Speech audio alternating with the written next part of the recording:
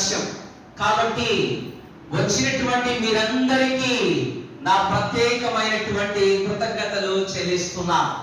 కాబట్టి వచ్చిన వారు మీరు ఆ యొక్క మనసుతో ఆలోచించి మనసుతో వారి గ్రహించి జసింతా ఫౌండేషన్ కు కూడా గొప్ప పేరును తీసుకొని मेहरबान और कर्म करने वाला है.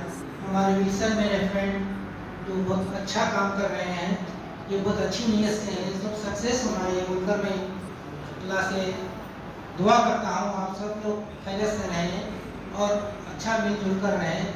ये जो जिस वजह से करना चाहे वो सक्सेस हो जाए.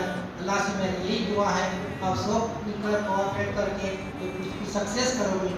मेरे को देश और विल्सन का बहुत बहुत धन्यवाद. అందరికీ ధన్యవాదాలు.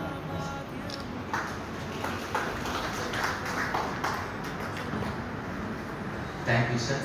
చక్కటి ప్రార్థనలో నడిపించినందుకు ప్రత్యేకమైనటువంటి వందనాలు.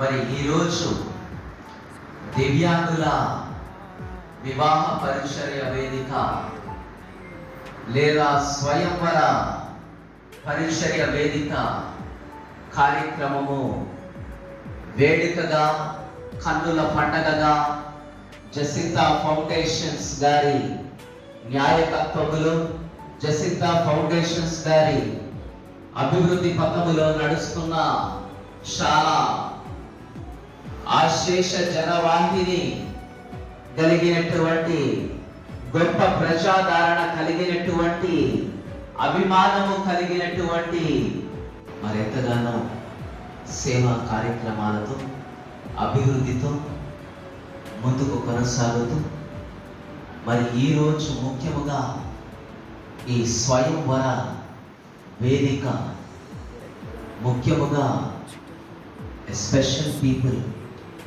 మీ అందరి కొరకు ఒక మీటింగ్ ఏర్పాటు చేయాలని జసింతా ఫౌండేషన్. నరుడు ఒంటరిగా ఉండుట మేలు కాదు. When God created, according to the Bible, when God created everything, ఆ యొక్క పరిశుద్ధ గ్రంథమును చూస్తే దేవుడు అన్నిటినీ సృజించాడు. God created heavens and earth. దేవుడు ఆకాశమును భూమిని సృజించాడు. God created stars. దేవుడు చుక్కలను సృజించాడు. God created plants. దేవుడు ఆ యొక్క చెట్లను సృజించాడు. God created animals. దేవుడు జంతువులను సృజించాడు. God created all the living beings in the sea, water. సకల జీవరాశులను సకల జీవ ప్రాణులను దేవుడు. And God created man. అలాగే ఆ యొక్క మనిషిని కూడా సృజించడం జరిగింది.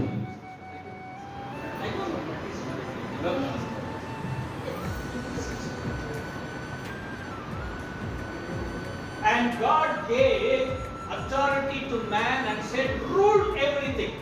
All the creation, rule it. అయితే దేవుడు ఆ యొక్క ఆదాముకు ఆ యొక్క మగవాడికి అధికారం ఇచ్చి ఉన్నాడు. దీనిని ప్రసన్నత దిగి వచ్చును గాక. యేసు నామములో శీఘ్రమే పెళ్లి కాని వారికి వివాహము జరుగును గాక. నాయన వారు ఏమి కావాలని ఆలోచిస్తున్నారో యేసు నామములో అట్టి కృపను దయచేయును గాక. వేరు వేరు కాదు, వారిద్దరూ ఏక శరీరులు. వారిద్దరూ కలిసి ఆ యొక్క కుటుంబాన్ని పిల్లల్ని నిర్మిస్తారు. వాళ్ళు కూడా ఒకటే. Marriages made in heavens by God signifies that husband and wife coming together in unity in every aspect of their life. అయితే ఆ యొక్క పరలోకపు వివాహం ఏంటి అని మనము చూసినప్పుడు ఆ యొక్క స్త్రీ పురుషుడు ఇద్దరు వాళ్ళ యొక్క